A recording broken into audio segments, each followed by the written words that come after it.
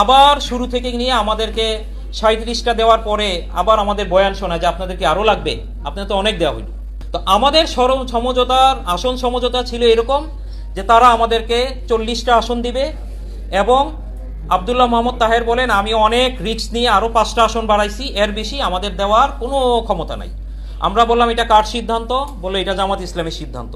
তো আমি সাংবাদিকদেরকে প্রশ্ন করতে চাই যে সমঝোতায় যখন আমরা বসবো, জামাত ইসলামের একতরফা সিদ্ধান্ত তারা কি আমাদের উপর চাপাই দিতে পারে? যেখানে একটা ন্যারেটিভ এখানে আসছে যে আমরা 150টা আসন চেয়েছি, আমরা আমাদের জরিপ প্রথম দিনই আমরা তাদের কাছে দিয়ে দিয়েছি যে আমাদের জরিপে বাংলাদেশের 115টা আসনে জামাত ইসলাম থেকে আমাদের সাংগঠনিক অবস্থা ভালো।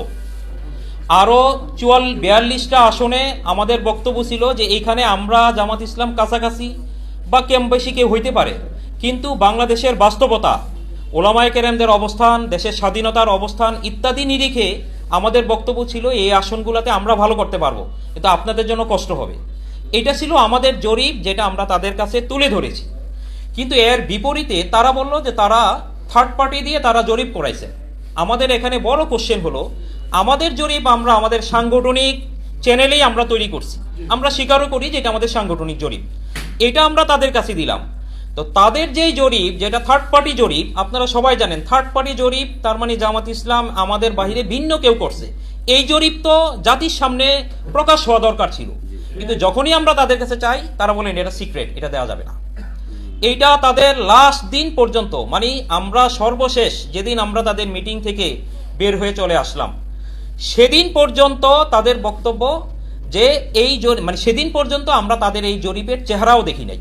তা আমাদের কথা হলো, আমরা আপনাদের জরিপ দিলাম, সমঝোতা কিভাবে হয়? আমরা তো জানি আন্তর্জাতিক দেশসমূহ দুই দেশের নেতা যখন একসাথে বসে তাদের সমঝোতা স্মারক হয়, এটা তো দুইজনের মিউচুয়াল আন্ডারস্ট্যান্ডিংয়ে একটা স্মারক তৈরি হয়। তো আমাদের সমঝোতার আসন সমঝোতা ছিল এরকম যে তারা আমাদেরকে 40টা আসন দিবে এবং আব্দুল্লাহ মোহাম্মদ তাহের বলেন আমি অনেক রিস্ক নিয়ে আরো 5টা আসন বাড়াইছি, এর বেশি আমাদের দেওয়ার কোনো ক্ষমতা নাই। আমরা বললাম এটা কার সিদ্ধান্ত? বললো এটা জামাত ইসলামের সিদ্ধান্ত। তো আমি সাংবাদিকদেরকে প্রশ্ন করতে চাই যে সমঝোতায় যখন আমরা বসবো, জামাত ইসলামের একতরফা সিদ্ধান্ত তারা কি আমাদের উপর চাপাই দিতে পারে?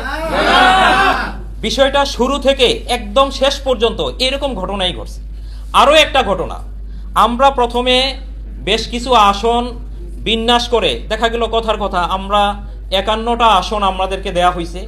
বরিশাল বিভাগের বরিশাল জেলার টোটাল আসনগুলো আমরা হেল্ড আপ রাখছি। আমরা আশা করছি যে এখান থেকে হয়তো কমপক্ষে 5টা আমরা পাবো যৌক্তিক বিচারেই। তারপরেও প্রায় 53-54টা আসন ছিল যেটা পরবর্তীতে আমরা সমাধান করব। কিন্তু আবার আরেক মিটিংয়ে যে ওনারা বললেন যে না, আপনাদের সাথে আমাদের সমঝোতা হয়েছে এই পর্যন্ত 31টা আসনে, অথচ এই 51টা আসনের ডকুমেন্ট জাতির স্বার্থে আমাদের কাছে সংরক্ষণ আছে, তারা যেটা আমাদেরকে ওকে করছে।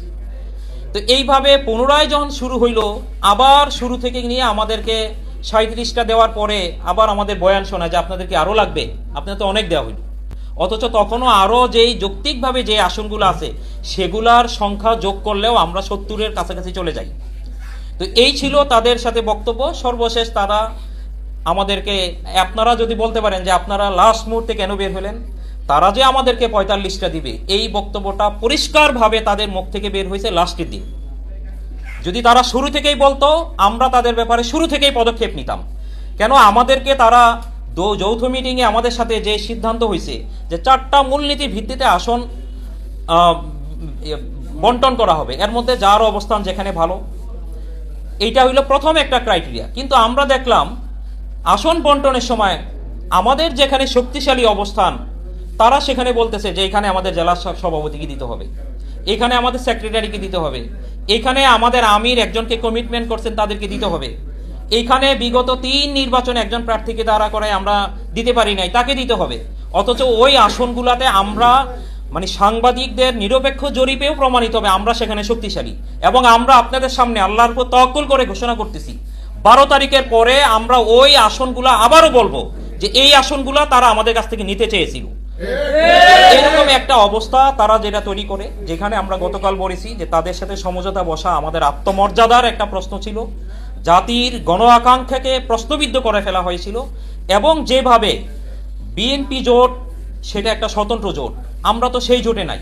কিন্তু আমাদের জোটের প্রভাবশালী কেউ যদি বলে যে নির্বাচনের পরে তাদের সাথে আমরা একসাথে সরকার করব, তার মানে এটা বুঝায় কোন জিনিস মিনিং করে। সামগ্রিক এই অবস্থান থেকেই আমরা আমাদের এই কঠিন সিদ্ধান্ত নেওয়া যে আমরা সবাইকে নিয়ে একসাথে চলার যে আমরা পরিকল্পনা করেছিলাম, এটা মারাত্মক রকমের ভাবে ষড়যন্ত্রের মধ্যে পড়ে গেছে, বাধাপ্রাপ্ত হয়ে গেছে। তো ইসলাম, দেশ এবং মানবতার বৃহত্তর কল্যাণের নিরিখেই আমাদের নিজেদেরকে তখন এই কঠিন সিদ্ধান্ত নিতে হইল। জি, ধন্যবাদ।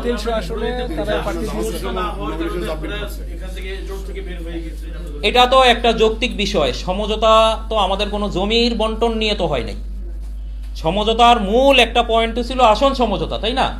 তো এইখানে তো এটা তো স্বাভাবিকভাবেই আসবে, এটা তো স্বাভাবিক।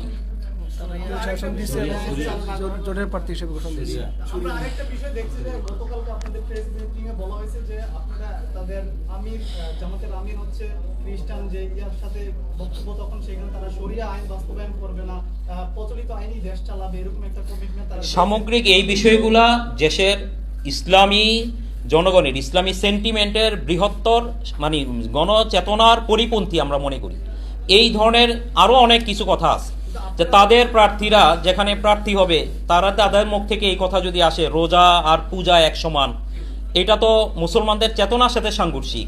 তারপরে তারা মুসলমানদের ভোট দেখে, যেখানে আমাদের গণমানুষের একটা বিষয় আছে যে কোন জায়গায় আমরা কাকে ভোট দিব, সেখানে যদি আমাদের মুসলমানেরকে অন্য জায়গায় ভোট দিতে বাধ্য করে, তাই না? এই বিষয়গুলো তো সাধারণ মানুষের পক্ষ থেকেই প্রতিবাদ আসছে। আমাদের সিদ্ধান্তটা সাধারণ মানুষের গণ প্রতিফলনেরই বহিঃপ্রকাশ। আমাদের এই মানে এই যে আপনারা জোট থেকে আলাদা হয়েছেন, এই যে এই সিদ্ধান্ত আপনাদের অনেকগুলো কারণ ছিল, এটাও কি একটা কারণ কিনা? এই যে আপনাদের ওনারা শরিয়া আইন বাস্তবায়ন করবেন, সেটা তো অবশ্যই একটা কারণ। আমরা ইসলামী রাজনীতি করি, আমরা মনে করি শরিয়া একটা কল্যাণকর একটা আইন।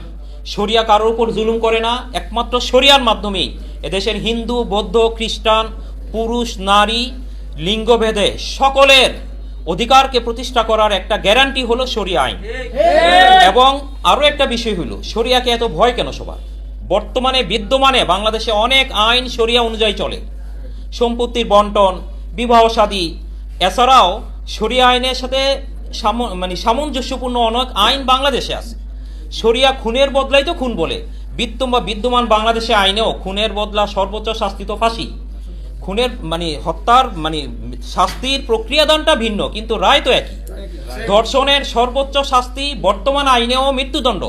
তো ইসলামী শরিয়াও তো এটাই বলে। তো শরিয়াকে নিয়ে আমরা প্রশ্নের মুখে দাঁড়া কেন করব? শরিয়া তো অবশ্যই একটা উপকারী বিষয়, যেটা মানুষের অধিকার প্রতিষ্ঠার জন্য আল্লাহ তাআলার পক্ষ থেকে বিধিবদ্ধ আইন। আমরা মুসলমান হওয়ার পরে আমাদের আকীদা বিশ্বাস আমাদের কোথায় থাকে যখন আমরা এই কথা বলি যে আমরা শরিয়া আইন বাস্তবায়ন করব না? এই কথা তো অবশ্যই আমি মনে করি দেশের মুসলমানদের চেতনার সাথে একটা বিশ্বাসঘাতকতা। আপনি বলছিলেন 115টি আসনে ইসলামী আন্দোলনের অবস্থান ভালো, কুমিল্লার 11টি আসনে 115টার মধ্যে আছে কিনা, এবং সার্বিক যে জরিপ কুমিল্লার 11টি আসনে একটু বলবেন। বিস্তারিত এখন আর না বলি, 115টার মধ্যেই থাকি। আমরা চাই না যে এটা নিয়ে আরো বেশি তিক্ততা যাক। এখন যে যার পথে চলে যাচ্ছে। আপনাদেরকে আমরা নির্বাচনের পরে ফলাফলের দিন আমরা ইনশাআল্লাহ আবার আপনাদের সাথে বসবো ইনশাআল্লাহ।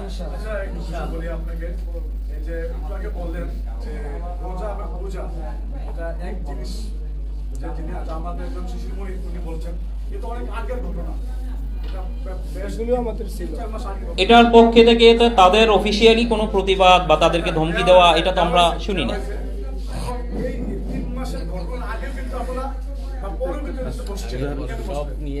এগুলা আসলে